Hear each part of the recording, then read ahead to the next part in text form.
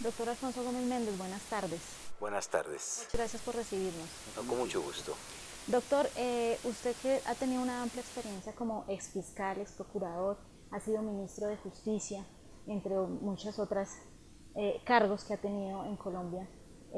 Queremos que nos entre en contexto lo que está pasando en el país. Por ejemplo, una de las preguntas que está en este momento indispensable es ¿qué cree que va a pasar frente a la investigación que la Corte Suprema de Justicia está llevando con el doctor Álvaro Uribe Vélez?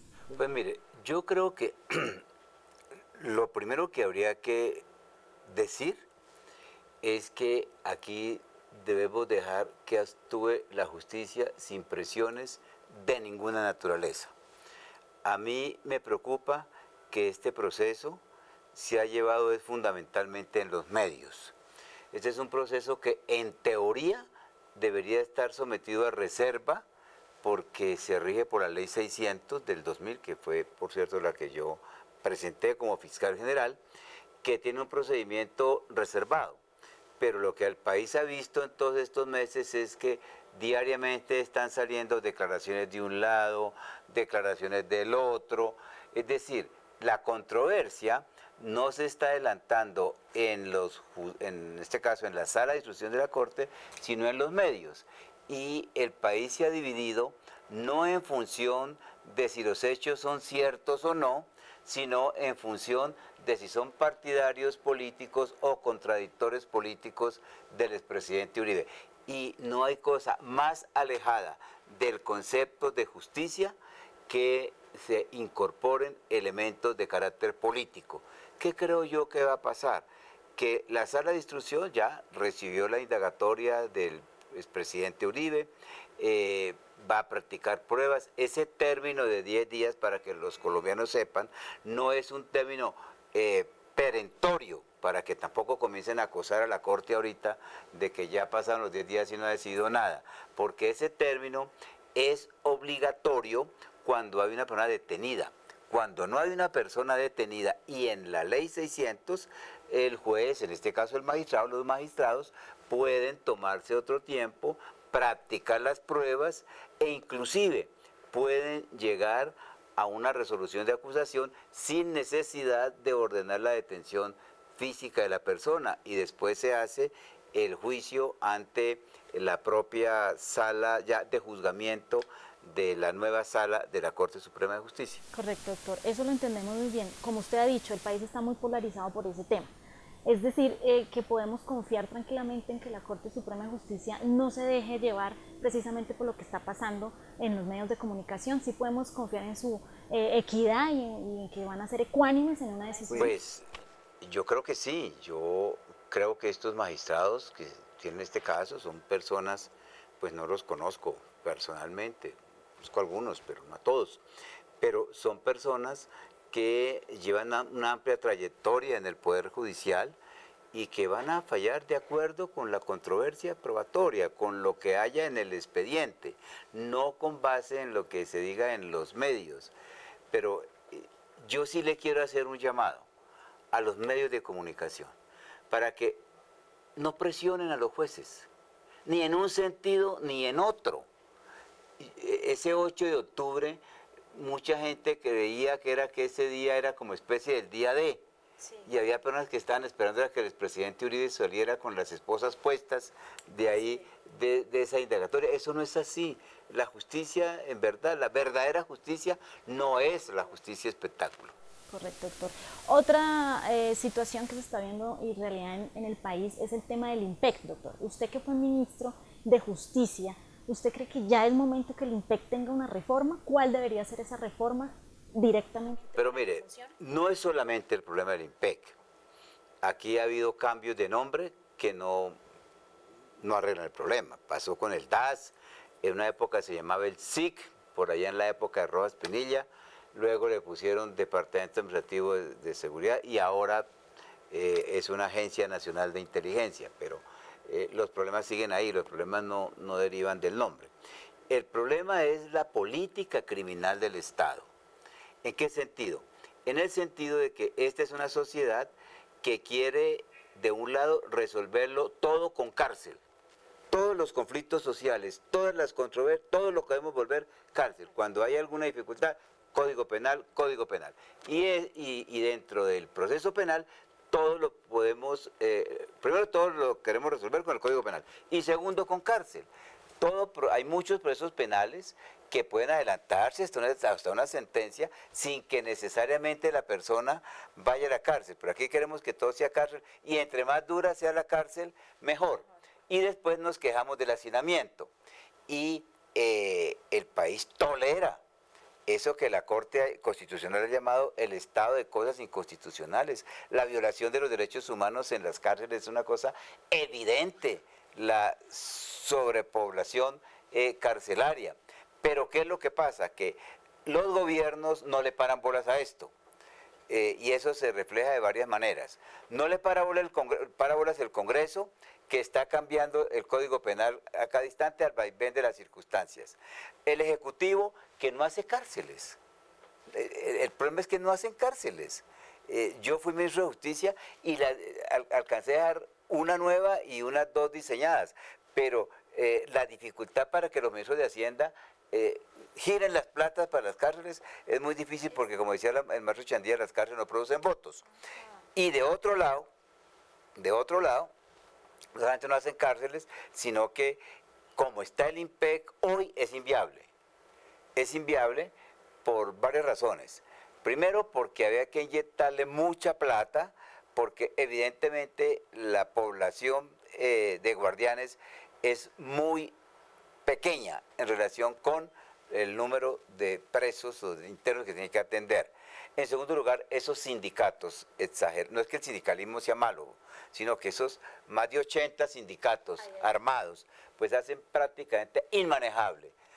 Yo tenía una idea como ministro de Justicia, y era la de que dividir lo que es la custodia y vigilancia, dejársela a la policía, no a la policía de vigilancia, sino crear una rama especial dentro de la policía con formación naturalmente en derechos humanos, principalmente, para que esa custodia y vigilancia la adelante una rama que sería una policía de prisiones, y lo que es la parte administrativa, es decir, construcción de cárceles, mantenimiento, alimentación, todo eso se pueda hacer de manera privada, con eficiencia, que a veces no tiene el Estado. Según lo que usted acaba de manifestar, doctor, ¿por qué es tan difícil que los ministros de Hacienda den el presupuesto para hacer nuevos cárceles penitenciarias? ¿Hay un trasfondo real? ¿Por qué al Estado no le interesa? No le interesa por una razón, porque los presos no producen votos, así de simple. Es más, yo tuve una experiencia. Cada vez que trataba de hacer una cárcel en determinado sitio, venía el alcalde, el cura, por favor, ministro, no nos ponga cárcel en ese sitio, póngale en orden. Entonces, la gente pide cárceles, pero cuando ya uno va como ministro a decir, vamos a hacer esta cárcel en ese sitio, entonces la gente dice, no, porque se me desvaloriza el barrio o se me desvaloriza el pueblo. Entonces, aquí necesitamos una reflexión de fondo, porque cada vez que hay un escándalo de estos, la gente vuelve a hablar de lo mismo y luego se desentiende. No, lo que hay que hacer es que el Congreso y el gobierno, es decir, el Ejecutivo, tomen esto en serio. Y yo creo que esto se puede resolver muy pronto, con voluntad política y con plata. Y no es muy riesgoso, como usted acaba de decir, doctor, dejarle una parte a la Policía Nacional cuando sabemos todos que en la policía pues también hay unas esferas de corrupción muy grandes. Sí, pero infinitamente menor de lo que ha pasado en el IMPEC. La verdad es que eso se le escapa al control, incluso a cualquier ministro, a cualquier... Yo me pregunto muchas veces, ¿qué hace un director del IMPEC en un caso como este, por ejemplo? El director del IMPEC renunció, pero yo estoy seguro que él en sí no tuvo nada que ver en eso. Él hizo todo lo... ¿Cómo hace un director del IMPEC para percatarse de que a una señora la manden con un solo guardián y no la manden con 2 o con 3? Entonces, esa corrupción allá abajo es muy grande y es prácticamente inmanejable. En cambio, la policía tiene mayor, claro, no, eso no quiere decir que no haya corrupción, puede haber corrupción, como hay corrupción en el Congreso, en la justicia, en fin, pero una buena policía, una buena rama de la policía de prisiones puede ser parte de la solución, no la única. ¿Por qué el Estado o sus miembros del Congreso no han tenido claro una política criminal y penitenciaria en el país? ¿Qué es lo que pasa? Por eso, porque no hay seriedad. Porque los congresistas se mueven por los temas de opinión. Ahora están y por temas populistas, como ahora están con el tema de la cadena perpetua para los violadores de niños. Sí. Cuando ese no es el problema. El problema es que hay una altísima impunidad en las investigaciones. ¿Qué sacamos con poner una cadena perpetua que no haya quien aplicársela? El ejemplo más claro es el del señor Noguera, el de la niña Zamboní. Él, una buena investigación que fue rápida, ¿qué hizo? Que lo capturaron rápido. ¿Y cuánta cárcel tiene? 57 años, no va a salir vivo, no va a salir vivo. De verdad que, pero es muy populista explotar una causa que claro, a todos nos causa horror, todo lo que tenga que ver con los niños.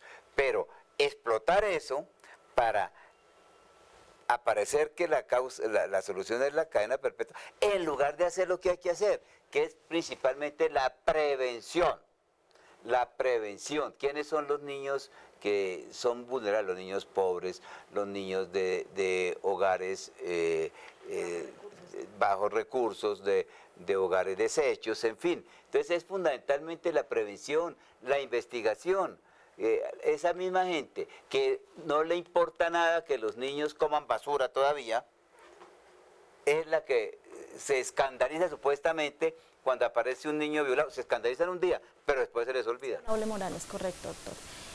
Frente a otro tema, usted que fue exfiscal, ¿qué pasó? ¿Cómo dejó la fiscalía Néstor Humberto Martínez? ¿Usted cree que le hizo más daño que bien? No, yo creo que el doctor Martínez hizo una gestión que tiene luces y sombras, como en todos los casos, ¿no? Pero, por ejemplo, avanzó mucho en materia de corrupción, en materia de tecnificación de la Fiscalía, sobre todo sobre los delitos financieros. Sigue la discusión sobre el caso de las inhabilidades o incompatibilidades en el caso de lo de Odebrecht. Yo hubiera sido partidario de que él continuara en la Fiscalía hasta el final y no generara esa interinidad que se generó en la Fiscalía. Que todavía no se ha nombrado. Sí, y que todavía no se ve una solución a corto plazo. La Fiscalía, doctor, según su experiencia y cuando usted estuvo allí, ¿usted cree que realmente la justicia con los fiscales seccionales, locales, ha venido evolucionando o lo contrario, hemos venido involucionando, vamos de para atrás?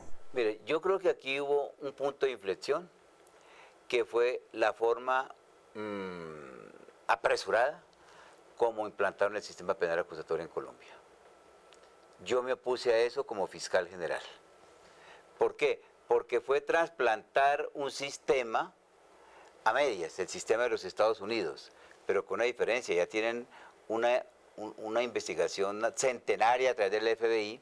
Aquí nos falta mucho en materia de investigación, las investigaciones siguen dependiendo mucho de las pruebas testimonial y bueno, la idea era que los procesos iban a ser más rápidos y hoy estamos viendo que inclusive la gente ya no habla del sistema penal acusatorio, sino del sistema penal aplazatorio, porque aplazan y aplazan y aplazan y aplazan. Y estamos viendo que la gente está saliendo es por vencimiento de términos, no porque le digan si es realmente culpable o inocente, sino porque no fueron capaces, porque la Fiscalía no fue capaz. Yo creo que ese fue un gran error en el cual tiene mucho que ver también el Congreso, que embarcó al país en este sistema acusatorio sin haberlo preparado para eso y ahí estamos pagando las consecuencias. Eso es correcto. Dicho lo anterior, doctor, entonces la justicia prácticamente se está quedando, obviamente sin justicia. La justicia también sabemos que tiene muchas dádivas, ¿cierto? Debemos ponerle ya un límite. ¿Usted cree que debe ponerse un límite ya a la justicia con sus dádivas, sus preacuerdos, con todo lo que la justicia ofrece? ¿O debemos seguir por ese camino de la justicia generosa que tiene Colombia en últimas, como usted bien lo dice, por vencimiento de términos o por donde sea, que se pueda escabullir un es presunto que ese fue sindicato? otro de los desaciertos del sistema acusatorio, que fue generar toda esa cantidad de beneficios que muchas veces llevan a que la gente tenga que inventarse películas para que le rebajen las penas. O muchas veces, con tal de que le rebajen una pena, incluso acusar a un inocente. Y las rebajas de las rebajas de las rebajas. Entonces, cuando a la gente le dice, no, si usted confiesa, de entrada le rebaja el 50%. Eso es válido si el Estado no tiene pruebas. Pero si el Estado tiene las pruebas, la confesión no tendría por qué tener una reducción, porque por eso es que lo primero que hay que hacer, y en lo cual no hemos avanzado mucho, es fortalecer la investigación criminal, la prueba técnica. Los testigos mienten o pueden ser comprados. La prueba técnica no. Y en eso pues hemos hecho, nos hemos detenido. Y eso es lo fundamental que hacer. El señor fiscal anterior, Montealegre, se empeñó en una reforma burocrática de la Fiscalía, creando embajadas en todas partes, creando unos cargos a nivel internacional, creando una universidad para la Fiscalía, malgastando 40.000 millones de pesos y no fortaleciendo la investigación criminal, que es lo que hay que hacer. Doctor, otra situación que está ocurriendo en el país es el proceso de paz. ¿Cómo va el proceso de paz y su implementación? ¿Usted cree que va por el camino correcto? Yo creo que el gobierno Duque ha hecho lo que ha podido.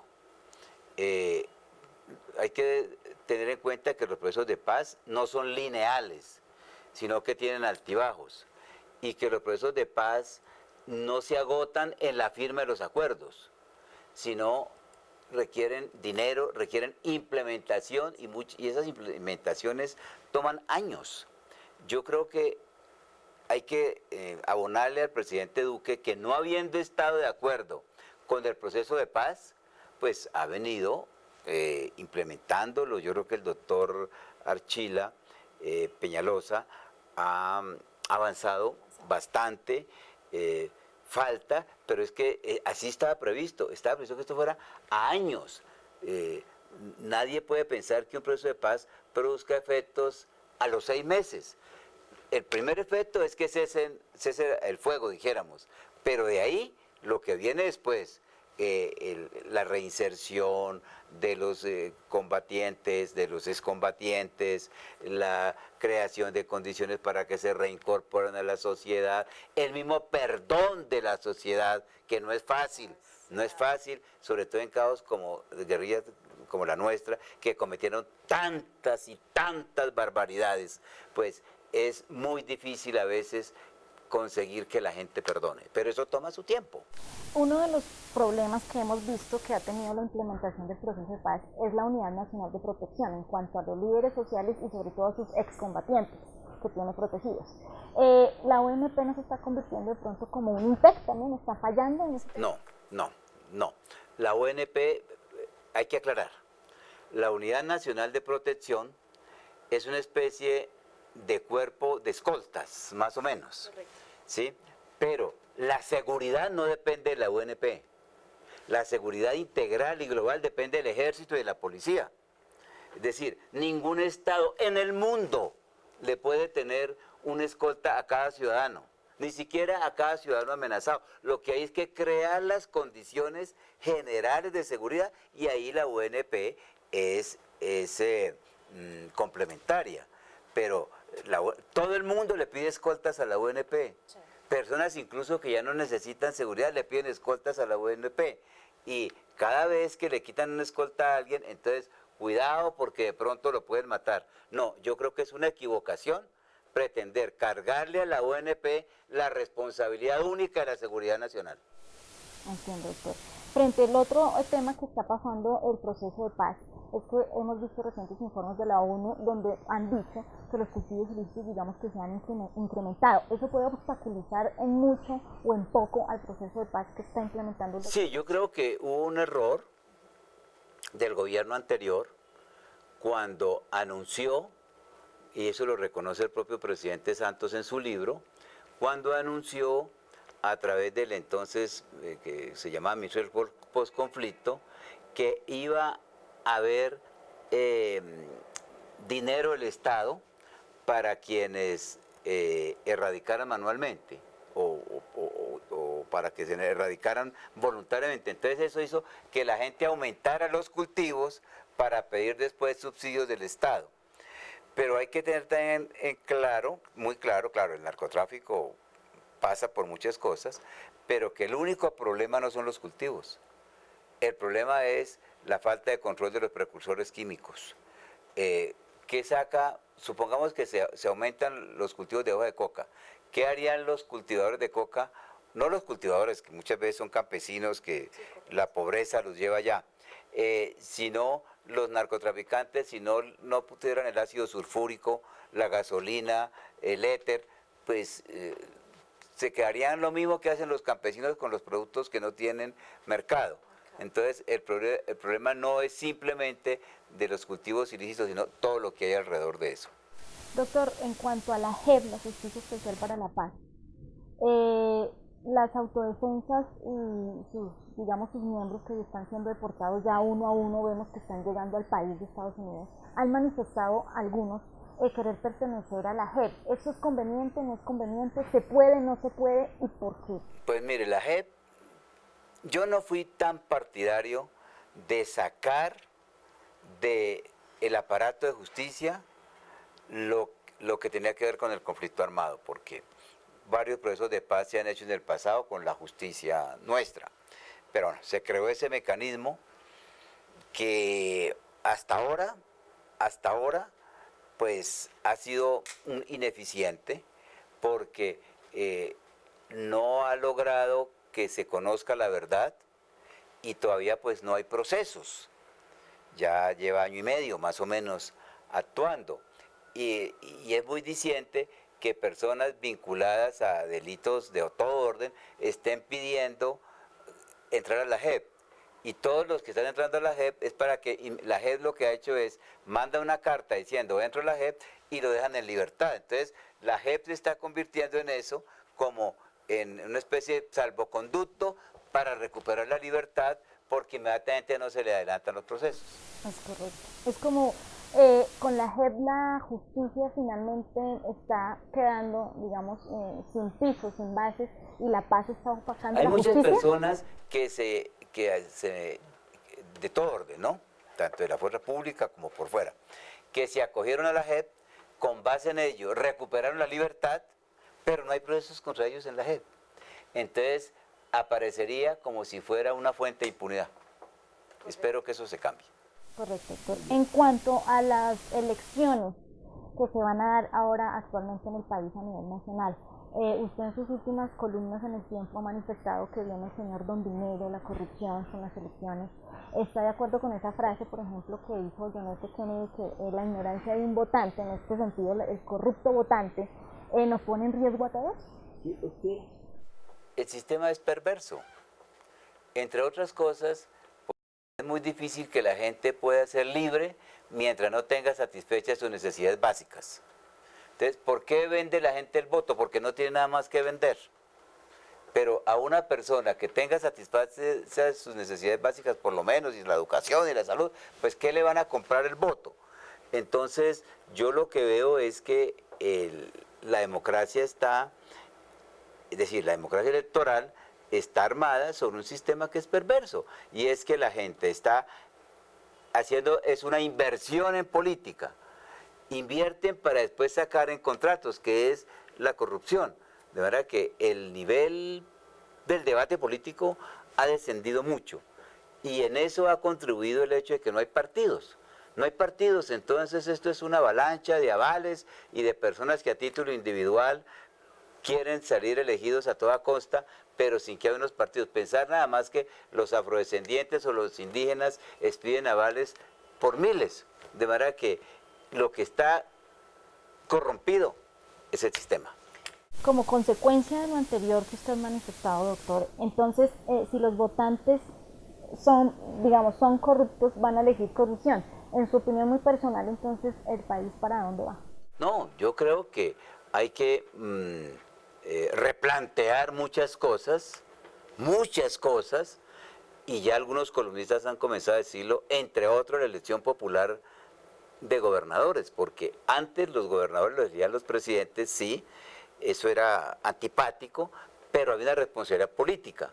Hoy en día lo que estamos viendo es que los gobernadores son elegidos y un buen porcentaje de esos se ven en la cárcel o sancionados por la Procuraduría por casos de corrupción.